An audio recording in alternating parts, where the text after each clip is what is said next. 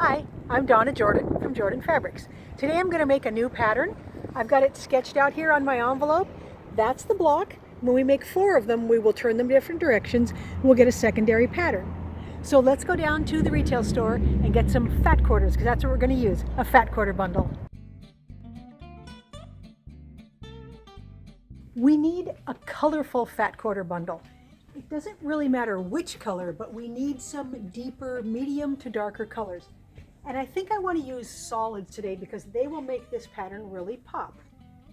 This is a good one. I need at least 12, and it's good if it has 2 different colors. And these are my favorite colors, purple and green or purple and teal. So let's get this one, some white background, and that's all we need to get started. We need to separate our fat quarters into 2 stacks. We are going to use 6 lighter ones and 6 darker ones. So I'm going to take the 3 darkest from the aqua, 3 darkest from the purples. So those will all get cut one size, and all of these lighter ones will get cut another size. But before we do that, we need to open them all up and iron them nice and flat.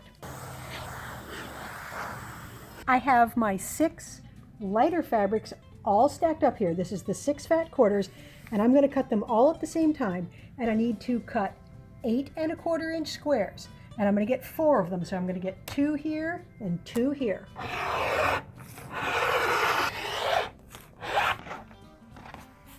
Now we need to move on to the darker fabrics here. So the darker fabrics, we've got, again, 6 different fat quarters here, all 6 dark colors. And we are going to cut out a 4 3/4 inch square. So I only have to cut this once, and then we will have 1 square from each of the fat quarters. That is all the cutting we have to do with our colors here. So we've got big squares, we've got little squares, and we need to cut the exact same number and sizes from our background. Once you have everything cut, we want to mark the back of all of your white squares. Now we are going to put 2 lines on here. We're going to draw a line from corner to corner, and I like to use a sharp pencil and draw both diagonals on all the squares. Once you have all the smaller squares done, be sure to do the same thing with your bigger squares. Take one of your colored squares and put a white square right on top of it. And now we're going to stitch 1/4 inch away from the lines on both sides.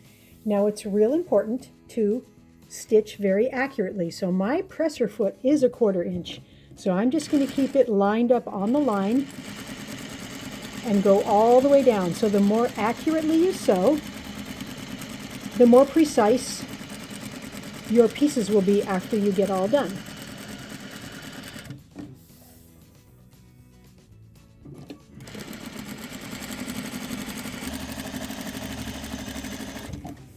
Now we're going to stitch on both sides of the other diagonal.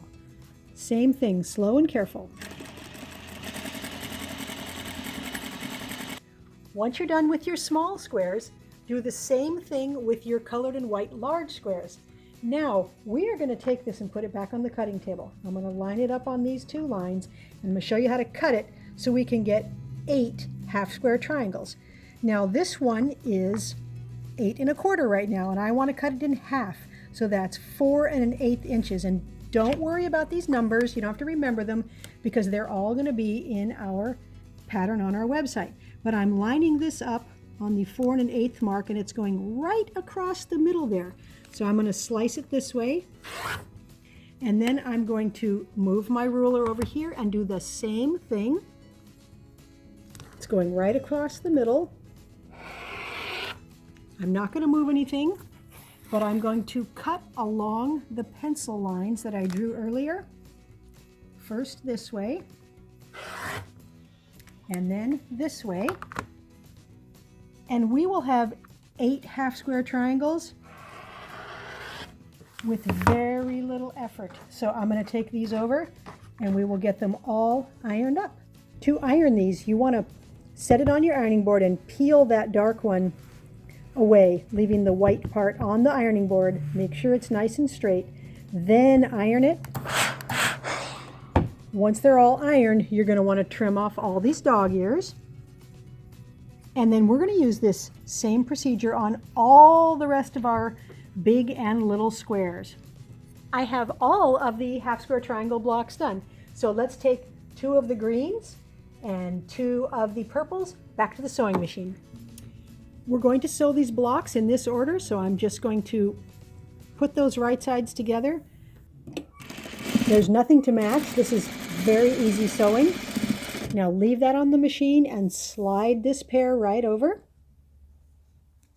And I like to leave the thread attached here because then I don't have to worry about getting things spun around. So we're going to open this up and we're going to press this seam allowance to the right. And I'm just finger pressing it. Then we're going to open this up and press this seam allowance to the left.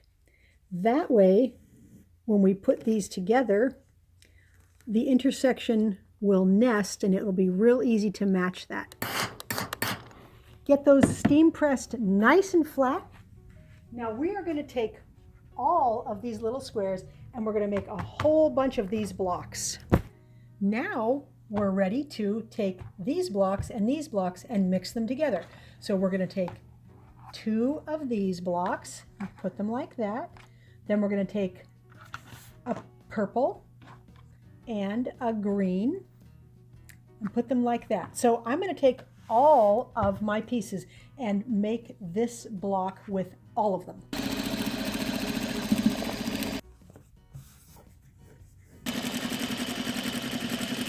Once you've got all those done, you're ready to lay the blocks out. I've already got it started, and you can already see a cool secondary pattern popping out where the corners of these blocks all come together. I'm getting my thread possibilities laid out here.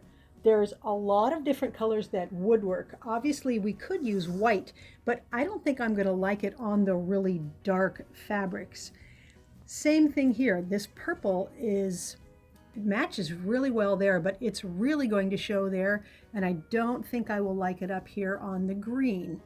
So that leaves these middle toned ones. So now it's just a matter of preference. Which would I really like to see on the quilt?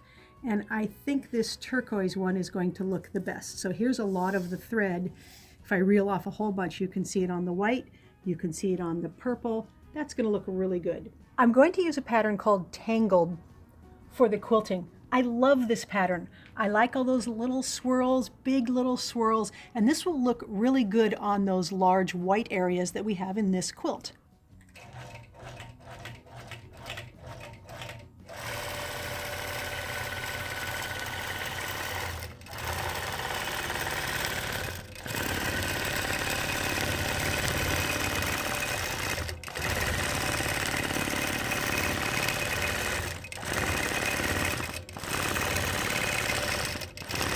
I'm very happy with how this quilt turned out.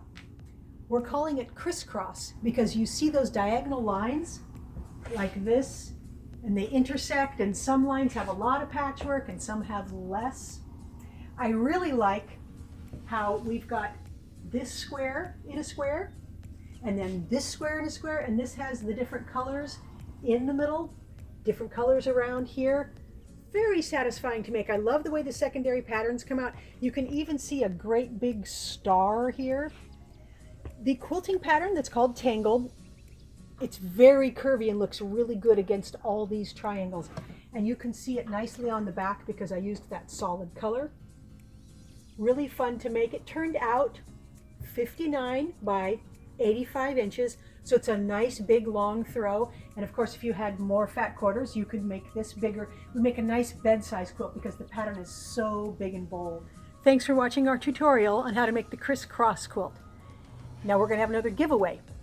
We are going to give away this log cabin quilt. This is made with cotton and steel fabrics. Nice grayish creams, black. There's some really nice birds in the pattern. It's very easy to enter our giveaways. All you have to do is click the link that says giveaway and put in your name and your email address.